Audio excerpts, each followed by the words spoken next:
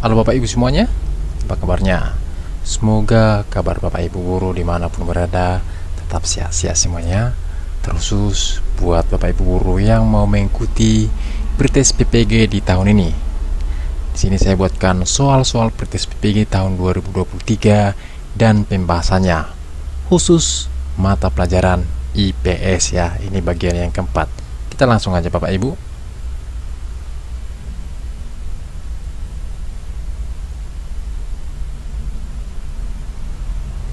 Pengertian interaksi menurut Bintarto adalah A. Pengertian interaksi antar ruang ialah suatu cara dalam mengelola ruang-ruang dengan berdasarkan potensi. B. Interaksi antar ruang merupakan hubungan timbal balik antara sebuah wilayah dengan wilayah lainnya yang bisa terjadi dalam berbagai bentuk seperti pergerakan orang, distribusi barang, dan lain sebagainya. C. Interaksi merupakan suatu proses yang sifatnya timbal balik dan mempunyai pengaruh terhadap tingkah laku, baik melalui kontak langsung atau tidak langsung. D. Interaksi antar ruang merupakan hubungan timbal balik antara sebuah wilayah dengan wilayah lainnya yang bisa terjadi dalam berbagai bentuk seperti pergerakan orang, distribusi barang, dan lain sebagainya. E. Interaksi ialah beberapa kondisi yang saling bergantung yang diperlukan.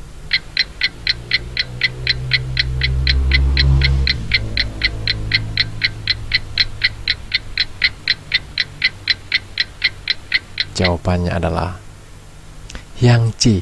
Interaksi merupakan suatu proses yang sifatnya timbal balik dan mempunyai pengaruh terhadap tingkah laku, baik melalui kontak langsung atau tidak langsung. Kita lihat soal yang berikutnya. Pernyataan di bawah ini yang tidak menunjukkan pemanfaatan keragaman flora dan fauna dalam bidang ekonomi yang tetap memperhatikan kelestarian flora dan fauna di Indonesia. A. Pak Rudi membuat roti pink yang berbahan baku buah naga. B. Pak Rahmat mengambil dan menjual bayi lobster ke Bali. C. Bu Dira membuat es krim berbahan dasar kulit pisang. D. Nyoman membudidayakan udang windu di Blitar. E. Bu Puji membuat nugget dari udang.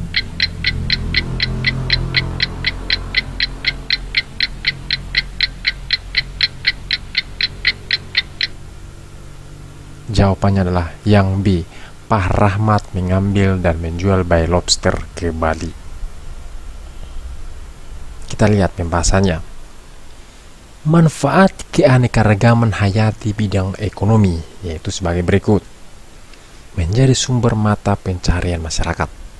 Sebagian besar masyarakat Indonesia sampai saat ini dan masih akan berlanjut masih menggunakan manfaat sumber daya alam bagi kehidupan yang merupakan bagian dari keanekaragaman hayati sebagai sumber penghasilan, contohnya sebagai tambak, kali atau laut yang dimanfaatkan nelayan untuk mencari ikan, atau area persawahan yang dimanfaatkan petani untuk menanam sumber makanan seperti jagung, padi, ketela, dan lain sebagainya.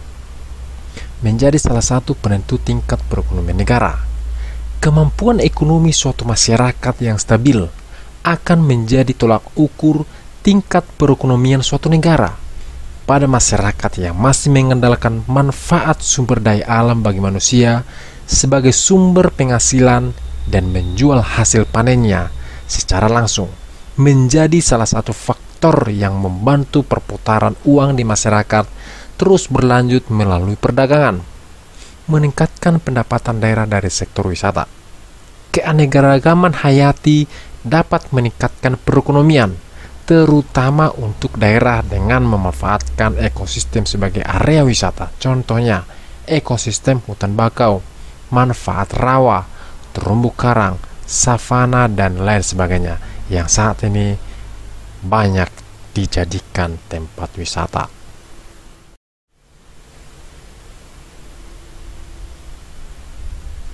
Perhatikan data di bawah ini.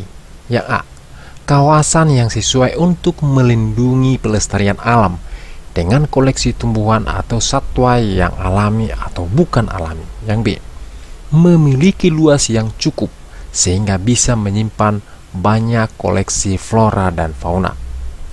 Tempat konservasi flora dan fauna yang sesuai dengan bacaan di atas adalah A, cagar alam, B, suaka marga satwa, C, taman hutan raya, D, taman hutan wisata, E, cagar budaya.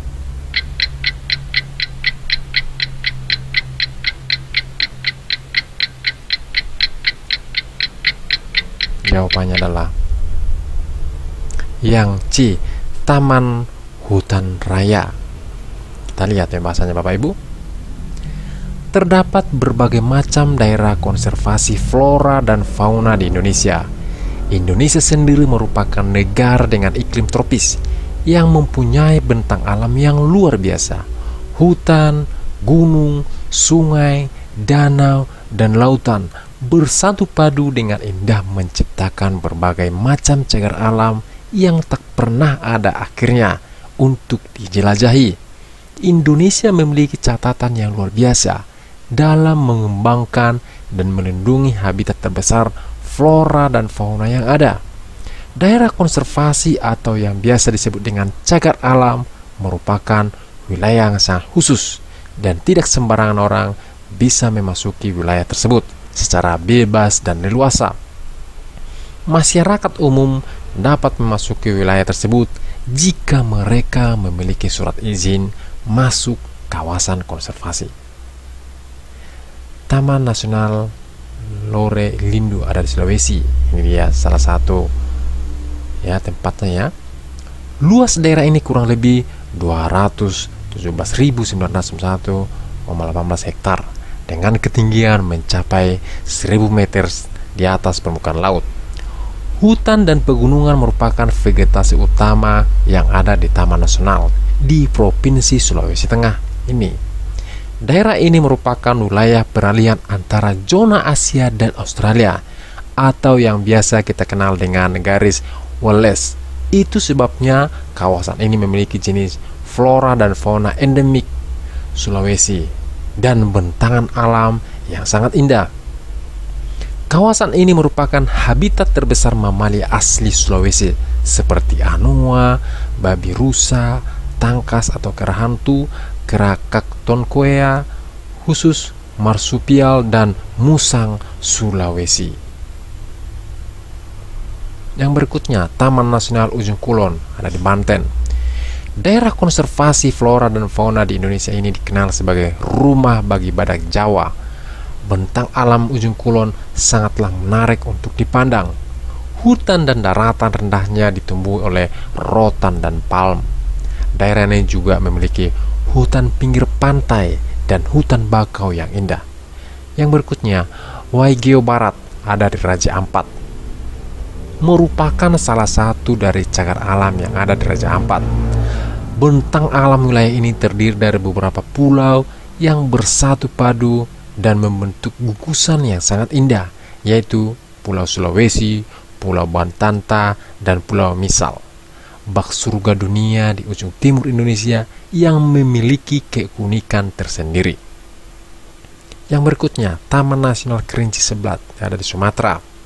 Bentang alam yang ditawarkan berupa daratan tinggi, rawa air tawar, pegunungan yang puncaknya mencapai 3.800 meter, hutan, pegunungan, dan subalpin. Kawasan ini merupakan daerah konservasi flora fauna khas Sumatera yang diantaranya 26 jenis rhododendron dan terdapat bunga terbesar di dunia seperti Rafflesia serta bunga tertinggi di dunia Titan Arum. Yang berikutnya adalah Taman Nasional Gunung Leuser, ada juga di Sumatera, dengan luas 1.094.690 hektar dan berada pada ketinggian 3.400 meter di atas permukaan laut. Taman ini menjadi salah satu taman terpenting di wilayah Asia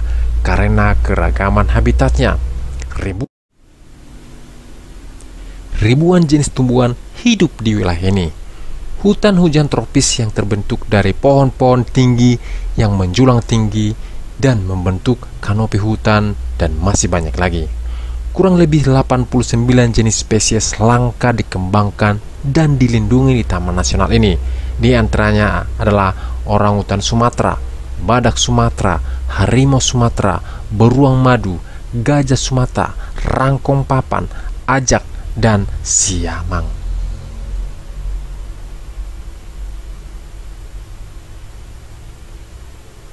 Kita lanjut soal yang berikutnya.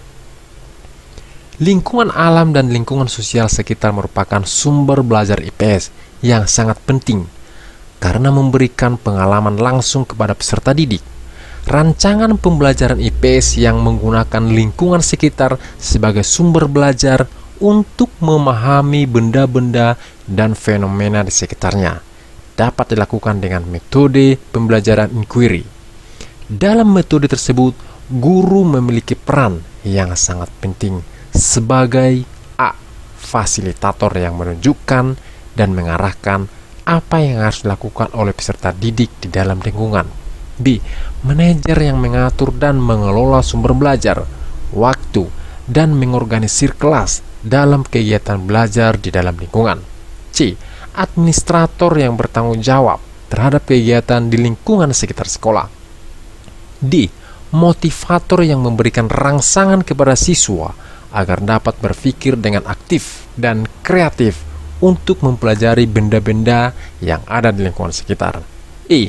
Sumber informasi yang memberikan penjelasan dan informasi berkaitan dengan fenomena yang ada di lingkungan.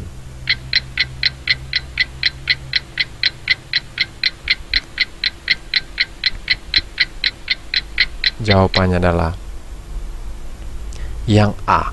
Fasilitator yang menunjukkan dan mengarahkan apa yang harus dilakukan oleh peserta didik di dalam lingkungan. Kita lihat pembahasannya. Dalam pendekatan inquiry, guru tidak berperan sebagai sumber belajar karena kegiatan belajar yang paling utama adalah melakukan penyelidikan terhadap benda-benda dan fenomena alam. Dalam kegiatan tersebut, peserta didik didorong untuk mencari pengetahuan dengan cara melakukan pengamatan terhadap fenomena atau benda-benda tertentu. Kegiatan belajar pada dasarnya bersifat independen, sehingga guru berperan sebagai manajer, motivator, administrator, serta fasilitator. Sintak pembelajaran inquiry yaitu yang pertama, penyajian, yang kedua, verifikasi data, yang ketiga, melakukan eksperimen, yang keempat, merumuskan penjelasan, dan yang kelima, melakukan analisis data. Tugas utama guru adalah merancang kegiatan belajar secara konstruktif agar peserta didik dapat belajar secara mandiri guna menyalurkan rasa ingin tahunya, sehingga dapat menemukan pengetahuan baru yang lebih bermakna dan bermanfaat bagi kehidupannya. Di samping itu, tugas penting lainnya mengarahkan dan memotivasi peserta didik tidak putus asa dan terus bersemangat untuk belajar mengeksplor alam dan lingkungannya. Dalam konteks di atas, maka jawaban yang paling tepat adalah A. Karena peran guru dalam kegiatan pembelajaran dengan metode inquiry di luar kelas adalah mengatur, menunjukkan, dan mengarahkan apa yang harus dikerjakan oleh peserta didik di dalam lingkungan tersebut. Itu dia.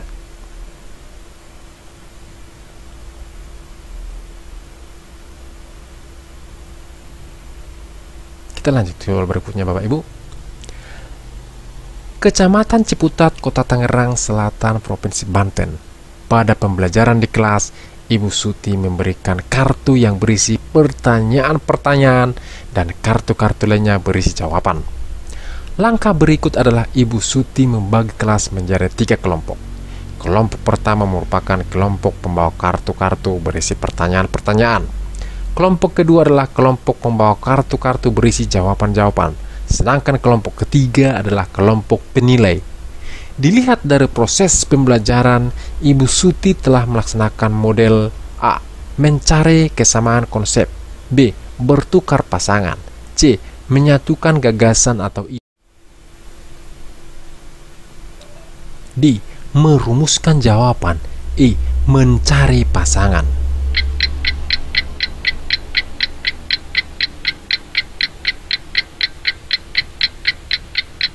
Jawabannya adalah yang E. Mencari pasangan. Kita lihat pembahasannya. Model pembelajaran Make and Match adalah pembelajaran menggunakan kartu-kartu.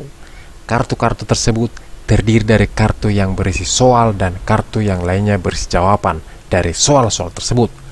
Langkah-langkah pembelajaran dengan menggunakan model pembelajaran Make and Match adalah sebagai berikut. A. Guru menyiapkan beberapa kartu yang berisi beberapa konsep atau topik yang cocok untuk sesi review. Satu kartu soal dan satu kartu lainnya berisi jawaban. B. Setiap siswa mendapatkan satu buah kartu. Setiap siswa memikirkan jawaban atau soal kartu yang dipegang untuk mencari pasangan dari kartu tersebut. C. Setiap siswa mencari pasangan yang mempunyai kartu yang cocok dengan kartunya. D. Setiap siswa yang dapat mencocokkan kartunya sebelum batas waktu yang ditentukan diberi poin. E. Setelah satu babak kartu dikocok lalu agar siswa dapat kartu yang berbeda dari sebelumnya. Model Make and Match berkontribusi membantu siswa dalam memahami materi melalui permainan mencari kartu jawaban dan pertanyaan. Di samping memberikan kesan yang menyenangkan, model pembelajaran tersebut membantu meningkatkan keterampilan sosial siswa dalam menemukan dan memecahkan persoalan kehidupan sehari-hari. Itu dia pembahasannya Bapak Ibu.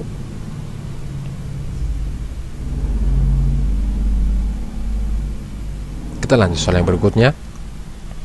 Untuk mengajarkan siswa materi peninggalan kerajaan Hindu-Buddha secara langsung dapat dilakukan oleh guru dengan cara A.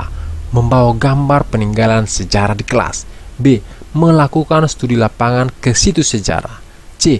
Menggunakan media film dokumenter sejarah. D. Membuat replika peninggalan sejarah. E. Menonton film kolosial di bioskop.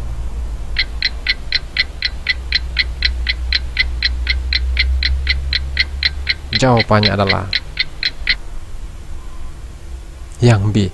Melakukan studi lapangan ke situs sejarah. Proses pembelajaran langsung untuk materi peninggalan zaman kerajaan Hindu-Buddha yang paling tepat adalah studi lapangan ke situs sejarah terkait peninggalan baik artefak ataupun peninggalan zaman Hindu-Buddha seperti prasasti, candi, istana, bahkan museum yang relevan. Sumber yang sifatnya gambar, film dokumenter, membuat replika tidak bisa digunakan pembelajaran langsung. Itu dia pembahasannya Bapak Ibu. Demikian soal-soal praktis PPG tahun 2023 dan pembahasannya khusus mata pelajaran IPS. Ini bagian keempat. Semoga bermanfaat buat Bapak Ibu guru dimanapun berada. Salam sehat untuk kita semuanya. Sekian dan terima kasih.